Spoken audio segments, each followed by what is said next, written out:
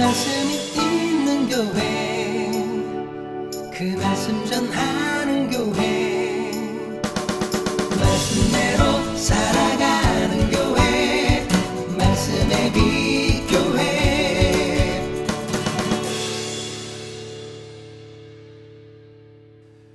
오늘은 유유상종이라는 제목으로 함께 말씀을 나누고자 합니다. 이 말씀을 통해서 하나님의 은혜를 누리는 저와 여러분이 되기를 소원하고 축복합니다. 유유상종, 끼리끼리 그런 표현이죠. 같은 비슷한 사람들끼리 어울린다라는 말입니다. 누구와 함께 하느냐, 누구와 어울리느냐가 얼마나 중요한가 하는 것에 관한 말씀입니다. 창세기 37장에서 57장은 주로 요셉이 주인공이 되어 기록되어지고 있는 이야기입니다. 아브라함, 이삭, 야곱에 이어서 야곱의 12아들 가운데 11번째 아들인 요셉을 중심으로 성경의 이야기가 기록되어 있습니다. 근데 그 중에서 특별히 37장의 요셉이 팔려간 이야기 다음에 곧장 38장을 기록하고 있는데 요셉의 이야기가 아니라 유다의 이야기가 삽입되어 있습니다. 그 이유에 대해서는 제가 며칠 전에도 말씀을 드렸지만 유다를 통해서 그리스도이신 예수님께서 오시기 때문입니다. 그래서 그 계보가 어떻게 이어지고 있는지를 설명하기 위해서 기록한 것으로 보입니다. 근데 참 뜬금없습니다. 유다 이야기가 갑자기 튀어나옵니다. 자, 오늘 본문은 아닌데 38장 1절 말씀 함께 한번 읽어보시겠습니다. 자, 시작. 그 후에 유다가 자기 형제들로부터 떠나 내려가서 아둘람 사람 히라와 가까이 하니라. 아멘. 그 후에 요셉을 팔아버린 후에죠. 그 후에 유다가 자기 형제들로부터 떠나 내려간 이유가 뭘까요?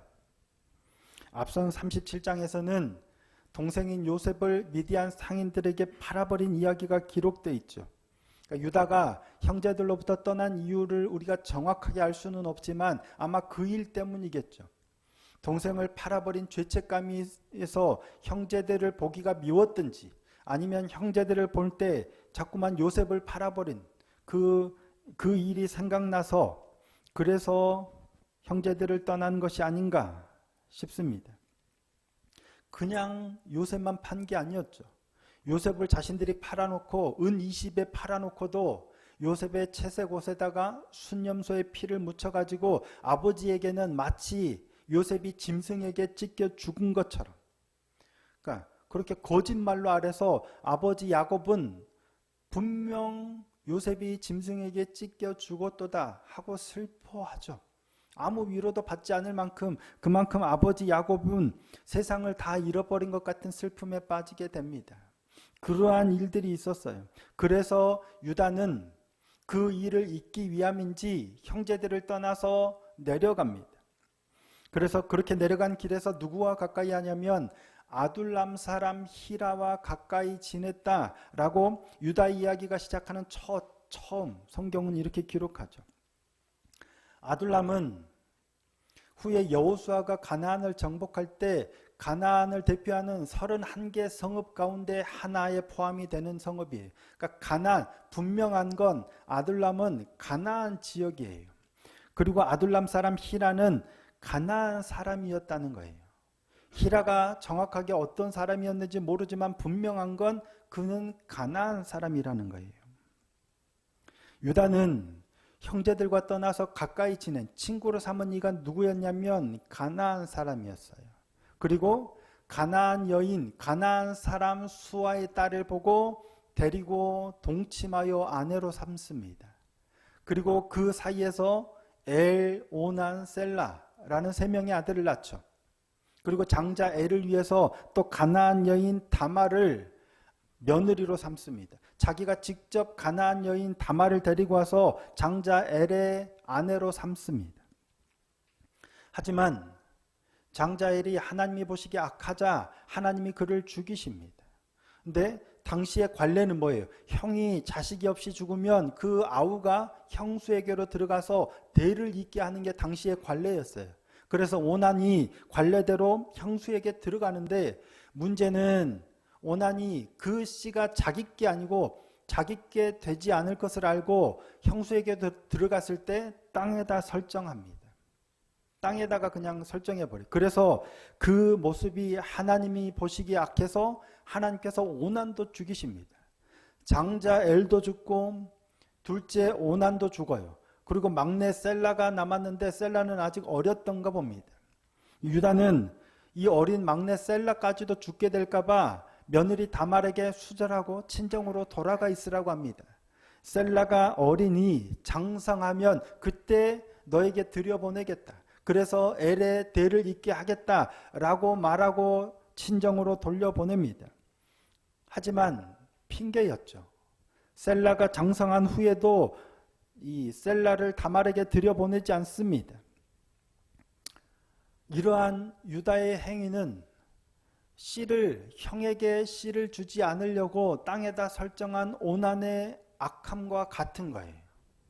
아들이 죽을까 봐 마땅히 셀라를 대를 잇기 위해서 다말에게 들여보내야 해요. 근데 아들이 죽을까 봐 두려워서 주지 않은 건 둘째 아들 오난의 죄와 동일한 겁니다. 하나님이 보시기에 악한, 철저하게 자기중심적이죠. 아들 아끼려고 관례를 어긋나게 하는 이기적인 행위입니다. 그런데 그래서 결국 이 일로 인해서 이 가정에 더 비극적인 일이 발생하게 됩니다. 그게 뭐죠? 시아버지인 자기와 며느리인 다말이 동침하여 아들들, 쌍둥이가 태어나게 되는 거예요. 베레스와 세라라는 아들들이 태어나요. 근데 놀랍게도 그 아들을 통해서 쭉 대가 이어져서 그리스도이신 예수님께서 오십니다. 시아버지와 며느리 사이에 이렇게 불법적으로 동침하여 태어난 그 가문을 통해서 주님께서 오시게 된다는 얘기예요. 족보가 꼬이고 완전 콩가루 집안도 이런 콩가루 집안이 없죠. 오늘 그 이야기를 기록하고 있습니다. 장자 엘뿐만 아니라 둘째 아들 오난도 죽자 유다는 다말을, 그러니까 며느리 다말에게 수절하고 친정으로 가 있게 합니다. 그리고 얼마의 시간이 흘렀는지 모르겠지만 얼마의 시간이 지난 후에 유다의 아내였던 가나안 사람 수아의 딸이 죽습니다. 그리고 아내가 죽은 그 슬픔이 위로를 받을 만큼의 시간이 된 후에 자기 친구 아둘람 사람 히라와 함께 자기 양털을 깎으러 딥나로 올라가죠. 근데 그 사실을 어떤 사람이 다말에게 알립니다. 자, 13절 말씀입니다. 함께 한번 읽어보시겠습니다. 자, 시작. 어떤 사람이 다말에게 말하되 내 시아버지가 자기의 양털을 깎으려고 딥나에 올라왔다 한지라. 어떤 사람이 누구일까요? 모르죠. 성경이 기록하지 않으니까 누군지는 모릅니다. 하지만 누군가가 유다가 양털을 깎으러 딥나로 올라갔다는 사실을 친정에 가 있는 다말에게 알려준 거예요. 아마도 다말은 셀라가 어린 시절부터 시아버니가 언제나 자신을 부를까 소식을 계속해서 기다리고 있겠죠. 그런데 셀라가 장성하기까지면 꽤 오랜 시간이 지났겠죠. 수년이 지나도록 연락이 안 오는 거예요. 그랬을 때 다말은 계속해서 사람을 보내서 알아보지 않았을까 싶어요. 몇 년이 지났는데 지금 셀라가 얼만큼 컸고 뭐 이런 그 집안에 대한 소식을 알아보지 않았을까 싶어요. 다말은 어찌됐든 유다 집안에 시집을 가서 엘과 몇 년을 살았는지 모르지만 며느리로 어느 정도의 기간을 살았어요. 엘이 죽은 후에 둘째인 오난과 동침하기도 했어요. 그러니까 어느 정도 유다 집에서 지냈겠죠. 그러니까 그 집안에 뭐 몸종이든지 여종이든지 그 집안 사람들과 소통이 됐겠죠. 누군가에 부탁해서 집안 사정에 대해서 아마 물어봤던 것 같아요. 연통을 했던 것 같아요. 그러니까 시아버니가 양털을 깎으러 올라가니까 그 사람이 와서 알려준 것 아닌가 싶습니다. 근데 셀라가 장성했음에도 불구하고 유다는 여전히 셀라를 다말에게 들여보내지 않습니다. 그러던 어느 날 유다가 양털 깎으러 딥나로 올라갔다는 소식을 들어요. 다말은 그 소식을 듣자마자 과부의 의복을 벗고 이 너울을 쓰고 몸으로 큰 옷으로 온몸을 덮고 딥나 길 곁 에나임 문에 앉아 있어요. 마치 창녀처럼 앉아 있는 거예요. 자, 오늘 보면 14절입니다. 그가 그 과부의 의복을 벗고 너울로 얼굴을 가리고 몸을 휩싸고 딥나 길 곁 에나임 문에 앉으니 이는 셀라가 장성함을 보았어도 자기를 그의 아내로 주지 않음으로 말미암음이라. 셀라가 다 컸는데도 불구하고 시아버지가 그를 자기에게 들여보내지 않으니까 마치 창녀처럼 꾸미고 지금 에나임 길 곁에 앉아 있는 겁니다. 너울이라는 것은 이 차이프라고 하는데요. 오늘 말로 치면 면사포나 베일 같은 거죠. 우리는 마스크를 쓰고 있지만 이렇게 베일로 가리고 있죠. 근데 보통 이 차이프, 베일은 언제 가리냐면 리브가가 이삭을 처음 만날 때 이삭이 오는 걸 보고 너울을 쓰죠. 그러니까 결혼하기 전에 신부가 신랑을 처음 대면할 때 예의를 차리기 위해서 이처럼 너울을 쓰기도 합니다. 하지만 또 다른 경우는 뭐예요? 자신의 신분을 가리기 위해서 너울을 써요. 그리고 큰 옷으로 자기 몸을 감추는 건 자신의 정체를 감추는 거예요. 더군다나 그런 건 어떤 경우에 많이 하냐면 오늘 본문에도 나오지만 창녀라는 표시입니다. 당시에 과부의 의복으로 내가 과부라는 사실을 드러내듯 창녀가 베일이나 큰 의복으로 몸을 가려서 창녀임을 나타내는 표식이 됐던 거예요. 그래서 유다는 길 곁에 있는 다말을 보고 창녀인 줄 알고 그에게 들어가려고 했던 거죠. 그때 자신과 동침하려고 하는 유다에게 다말이 뭘 요구하죠? 나에게 무엇을 주고 들어오르느냐? 몸값을 요구하죠. 그러자 유다는 염소새끼 하나를 주겠다. 근데 지금은 아마 없었던 것 같아요. 그러면 당신이 염소새끼를 줄 담보물을 뭘 주겠느냐? 유다가 담보물로 뭘 줄까 물을 때 다말이 요구했던 담보물이 뭐냐면 도장과 그 끈과 지팡이입니다. 자, 18절 말씀입니다. 18절 유다가 이르되 무슨 담보물을 내게 주랴? 그가 이르되 당신의 도장과 그 끈과 당신의 손에 있는 지팡이로 하라. 유다가 그것들을 그에게 주고 그에게로 들어갔더니 그가 유다로 말미암아 임신하였더라. 도장으로 번역된 말은 도장이나 당시의 인장 반지를 뜻하는 표현입니다. 근데 이 도장이나 인장 반지는 그걸 가진 소유자의 신분과 권리를 나타내는 거예요. 그러니까 왕의 인장 반지를 찍든 그러니까 자기의 기본적인 휴대폰이고 자신의 신분을 드러내는 상거래할 때 보편적으로 가지고 다니면서 사용하던 자기의 신분을 드러내는 대표적인 게 바로 이 도장이나 인장 반지였어요. 지팡이는 길을 갈 때 도움을 받기도 하지만 가축을 칠 때도 지팡이와 막대기를 이용하죠. 지팡이는 가축을 칠 때도 되게 유용해요. 그런데 특별히 히브리인들에게는 이 지팡이는 자신의 가문을 나타내는 데 쓰이는 중요한 표식 중에 하나였습니다. 아마도 가문마다 조금 다른 유형의 형태의 지팡이를 사용했던 것으로 보입니다. 그러니까 다말이 유다에게 담보물로 달라한 도장과 그 끈과 지팡이는 이걸 보면 유다 거라는 사실을 명확하게 알 수 있는 거예요. 그 사람의 신분을 정확하게 알 수 있는 걸 요구한 거예요. 유다에게 있어서는 굉장히 중요한 거죠. 이거 잃어버리면 오늘로 치면 요즘에는 인감도장 잃어버리면 큰일 나잖아요. 잘 사용하진 않지만 그런 걸 지금 맡긴 거예요. 근데 유다는 나중에 염소 새끼 가져와서 되찾으면 되니까 선뜻 그냥 내어준 것으로 보입니다. 그렇게 다말이 요구하는 담보물을 주고 유다가 다말에게 들어갑니다. 그런데 그 유다로 말미암아서 다말이 임신하게 되죠. 유다가 후에 아둘람 사람 히라를 보내서 자기 친구를 보내서 그 담보물을 찾아오게 하죠. 염소 새끼 주고 제발 내 담보물을 좀 찾아오라 라고 부탁을 해요. 근데 찾아요, 못 찾아요? 못 찾습니다. 왜냐하면 창녀가 없어요. 다말은 창녀가 아닌데 그날 시아버지를 만나려고 일부러 꾸미고 가서 그 자리에 앉아 있었던 거니까요. 아무리 찾아도 없죠. 더구나 그 지역 사람들에게 물어보니까 이 동네에는 창녀 원래 없어요.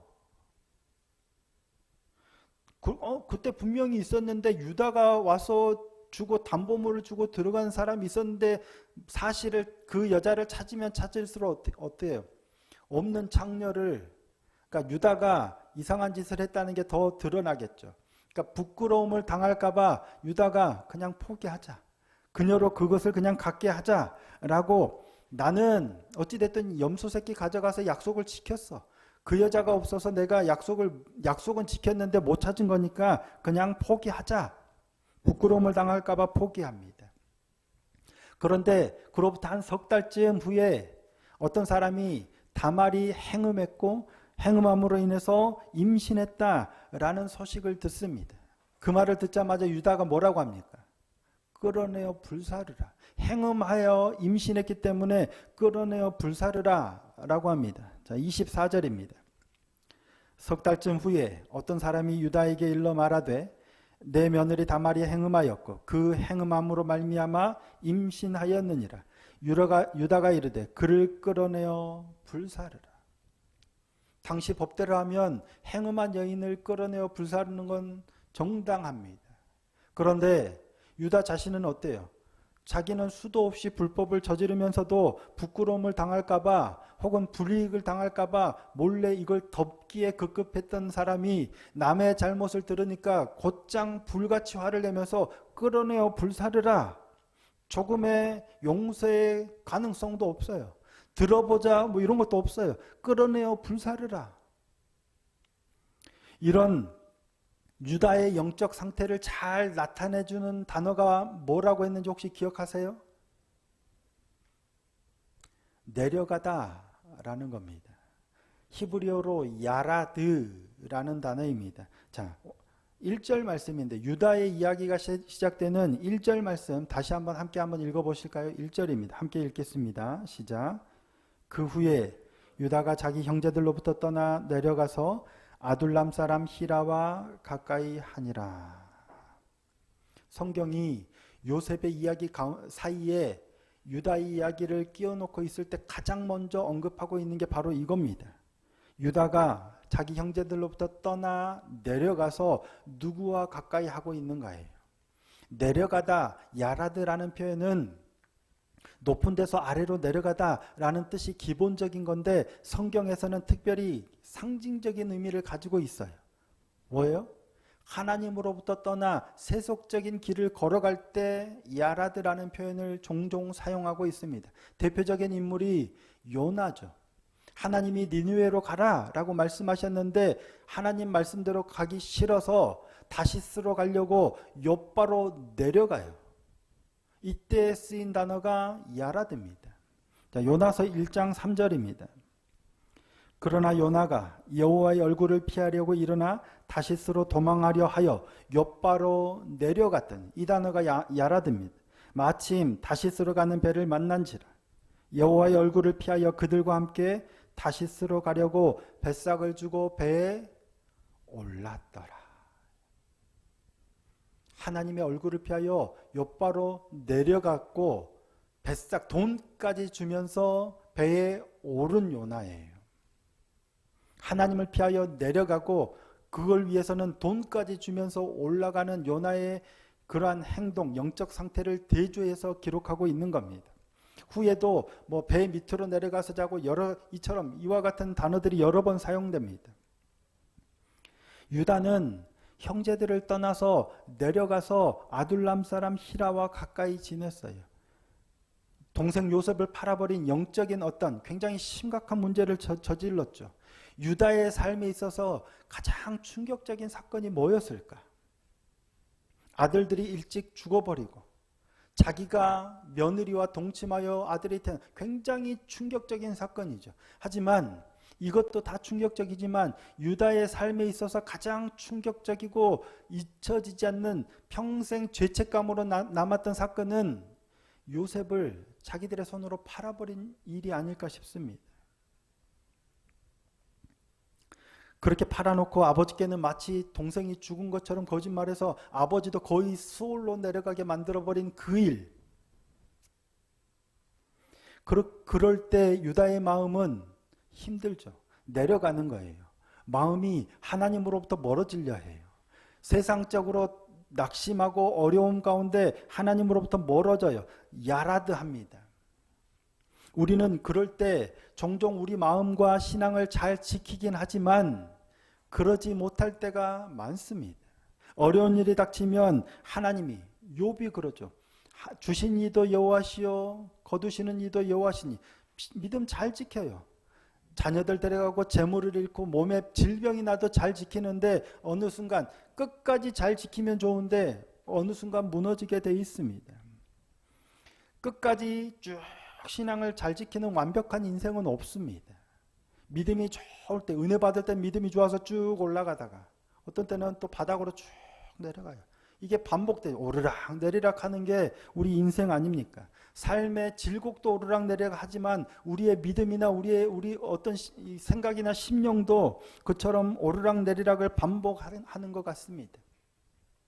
개척한 지 2년 8개월. 지금은 이렇게 많은 분들이 함께 예배를 드리지만 거의 한 2년 동안은 아시다시피 거의 우리 이미혜 집사님 한 분, 어떨 땐 몇 분, 성은이 정말 이렇게 적은 수가 예배를 드릴 때 제 마음이 어땠을까요? 아무렇지 않았습니다. 사람이 많고 적음이 뭔 문제겠습니까? 하나님을 예배하는데. 그랬으면 얼마나 좋겠습니까?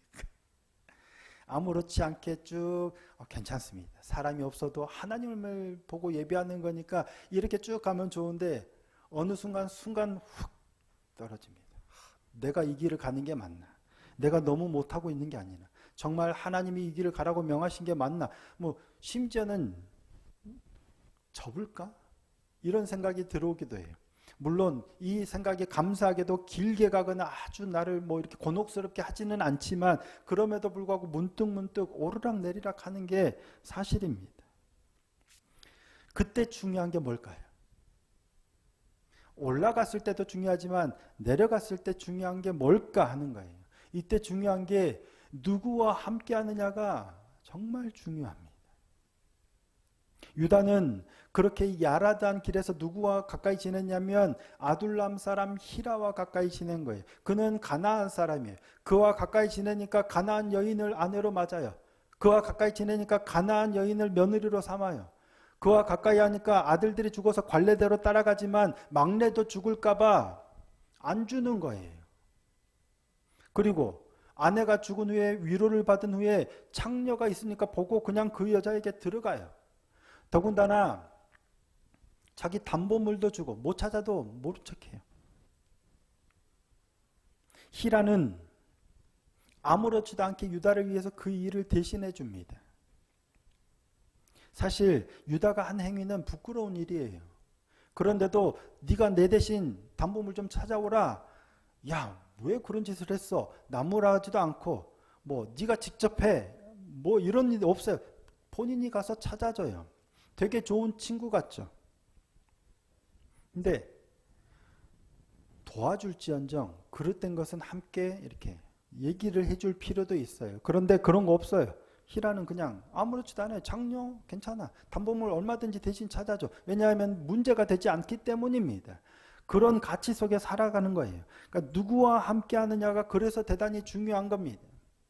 철옥은 동생, 가지는 개편, 유유상종, 끼리끼리.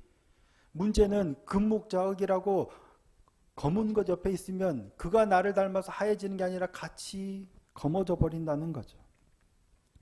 무엇보다도 중요한 건 근본적으로 궁극적으로 우리가 내려갔을 때 당연히 하나님과 함께 가까이 해야 되죠. 유다에게는 그런 게 없어요. 근데 문제는 하나님으로부터 멀어지는 게 야라드예요. 그래서 하나님과 가까이 할 수 없어요. 그때 누가 중요하냐면 내 곁에 있는 사람이 중요한 거예요. 내가 누구와 가까이 지내느냐예요. 당연히 하나님과 가까이 해야 되지만 문제가 생겨서 하나님과 가까이 하지 못할 때 나로 하여금 돌이켜 하나님을 바라보게 해줄 사람, 그가 내게는 있는가 하는 겁니다.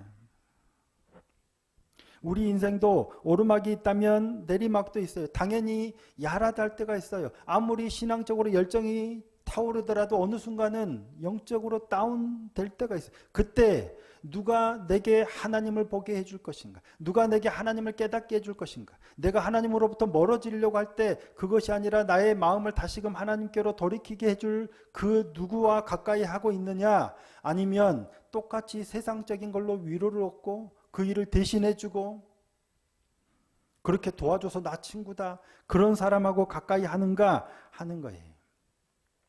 내게는 하나님께로 돌이키게 해줄 친구가 있느냐? 아니면 나는 내 친구가 누군가가 야라됐을 때 그를 끌어서 하나님께로 그의 시선을 돌이키게 해주는 사람인가 하는 거예요. 우리 말씀의 빛교회는 어떠한지 다시 한번 돌아보는 시간입니다. 그렇죠. 인간적인 어려움과 아픔과 슬픔을 겪었을 때 그를 그냥 위로해 주는 것이 다가 아니라 위로해 줘야 되지만 그가 혹여라도 잘못된 선택을 하고 잘못된 길을 갈 때 그를 돌이켜서 하나님께로 방향을 전환할 수 있도록 아프지만 도와줄 수 있는 사람. 내가 그런 사람이 되느냐 아니면 나는 그런 사람과 함께하고 있느냐 하는 거죠. 우리 말씀의 빛교회가 그런 공동체가 되기를 소원합니다. 저도 쉽게 어려운 말을 잘 하지 못합니다. 하지만 어렵더라도 그것이 정말 우리의 영혼을 살리는 일이라면 정말 하나님께로 돌이킬 수 있도록 조언을 주고 도움을 줄 수 있는 그런 사람이 되었으면 좋겠습니다. 서로가 서로에게 그렇게 우리가 야라됐을 때 하나님께로 가까이 이끌어 줄 수 있는 그런 신실한 믿음의 동역자들이 되고 그러한 공동체가 될 수 있기를 예수님의 이름으로 축복합니다.